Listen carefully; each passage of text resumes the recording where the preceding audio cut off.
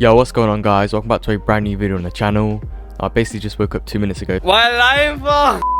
So sorry if I'm not energetic in the intro, but basically in today's video I'm going to be showing you exactly how you can do this super cool and unique effect in Sony Vegas Pro. It looks insane in your highlight videos, so I highly suggest you watch the whole video all the way through so you do not miss out on any super important steps. I'm going to keep the intro as short as possible. All I ask is that you guys drop a like and subscribe to the channel with post notifications on. It takes 2 seconds out of your day, and this video is taking quite a lot of time to think of the effect, show you guys how to do it, and then edit the tutorial. So if you could just show it a bit of love back, that would mean the absolute world to me, and you will be joining the best notification gang on YouTube, ready for those insane highlight videos and other highlight tutorials. So with that being said, let's get straight into the video. Okay guys, so as usual, the first thing you want to go ahead and do is just get your song and your clip of choice in here. Then you want to go ahead and sync it up roughly.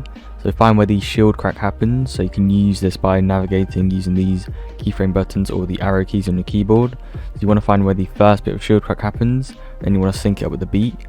To identify the beat, you just want to look through or replay the song until you find the main beat drop. And then you want to go ahead and click M on your keyboard to create this marker so you know exactly where it is for future reference. Now what you want to go ahead and do is right click on the video, insert remove envelope and add velocity.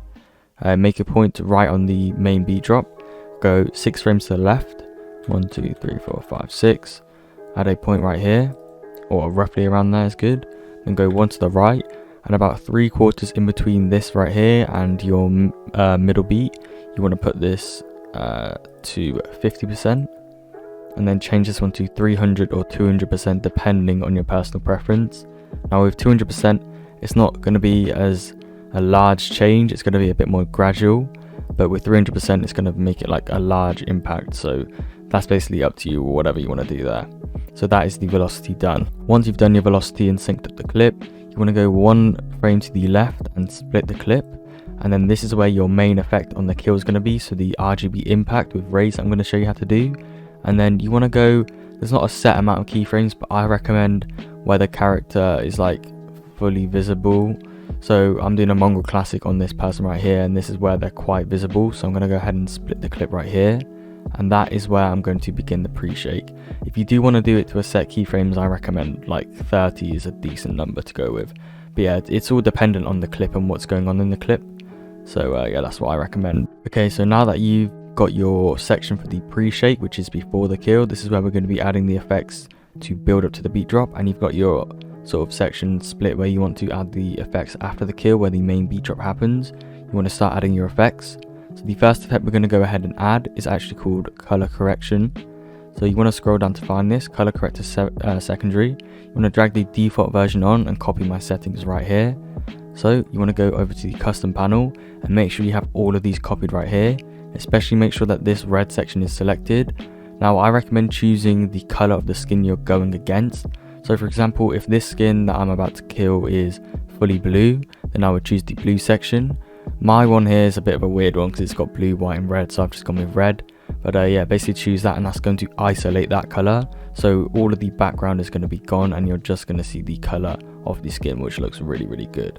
So yeah, you can go ahead and choose that and mess around with these settings to fully adjust it to the right amount where it looks good. Then you want to firstly fade this clip on the left in by about 0.1, I recommend is good, just like that. So it's not going to gradually change into that sort of color instead of just splitting straight into it, so it's going to look a lot more smooth and have good flow to it. Okay guys, so the next effect we're going to be going ahead and adding to our pre-effect or pre-shake is going to be S_TV damage. You want to go ahead and drag the default version on, and then just go ahead and copy all of these settings right here. Make sure all of these are the same, and you just want to go ahead and copy all of these down. Don't worry about the drop ones, they shouldn't make much of a difference, but if you are seeing a few issues, then you can go ahead and copy all of these down, but I think I left all of these as default right there. If you do have any issues with that, let me know, but these should be good, what I've already shown you. So just pause the video and copy those down. Then as you can tell, these are already going to fade in like that.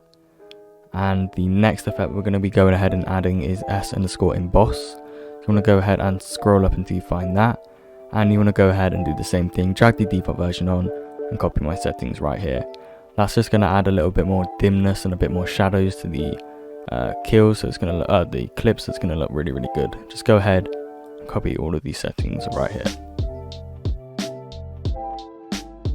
The final effect that we're going to be adding for the sort of pre-shake or pre-effect is going to be brightness and contrast. I'm going to go ahead and drag the default version on and just keyframe the start at 0 and go to the end and put this at minus 0.3 and hit enter.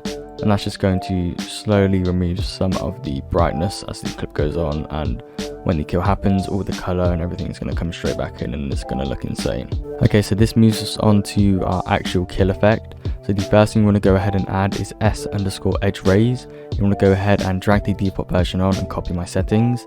Now this is fully customizable, but I prefer to use blue because the shield color and the damage that comes off of the opponent when you kill them is blue, and it just looks really good. So you can go ahead and copy these settings and change this color to whatever you like. It's all up to you. I'm just going to be using blue for this example here. And yeah, you can go ahead and copy all of these settings right there. Then you want to keyframe the raise brightness and go roughly around 10 to 20 frames depending on what your clip is like. For this specific one, I'm going to go roughly about 20 frames in and lower the raise brightness there. So again, this is up to personal preference, but you can just use the arrow keys to move it around to where you want to animate it. But I recommend around 10 to 20 frames. Then after you've done this, you want to go ahead and get S_flicker. You want to go ahead and drag the default version in and copy my settings right here. You can just go and pause the video and copy all of these settings. Then with this, you don't have to keyframe it at all. You can just let it flicker out. The next effect we're going to go ahead and add is S_distort RGB. You want to go ahead and drag and drop the default version in and then copy my settings. Now you can mess around with the amount. I recommend going with something around minus 0.2, I think is about good. That's going to add some really nice RGB and sort of warp it. It's going to look super clean and complement the edge rays really well. But again, you can choose what you like. I highly recommend this though. You want to sync it up with the edge rays, so that first thing that you made, and just drag this or put it all the way back up to 0, and I'll put it back to the default amount. And that right there is basically all you have to do. The final thing, just to give it a bit of movement and a bit of impact, is just S_shake. So again, I'm going to be using the sort of regular highlight shake that I've shown off many times before. You can just drag the default version on and copy my settings right here. I'm just going to quickly open these up. And there you go. You can just pause the video and copy those settings right there. Then you want to keyframe the amplitude, go a little bit after the edge raise and distort RGB, and put this down to 0. And that right there, guys, is basically your whole effect. So yeah guys, that's basically the whole video there. I really hope you did enjoy and that this effect is helpful to you and you will use it in the future. If it is, then make sure to drop a like and subscribe to the channel with post notifications on. It really does mean a lot, and I do appreciate all the support recently. Again, you do not want to miss out joining the notification gang, because I shout out my notification gang at the start of every single video, and I've dropped banger highlight videos and tutorials, so you just don't want to miss out on that insane content. But with that being said, I really hope you enjoyed, and I'll see you in the next video guys. Peace.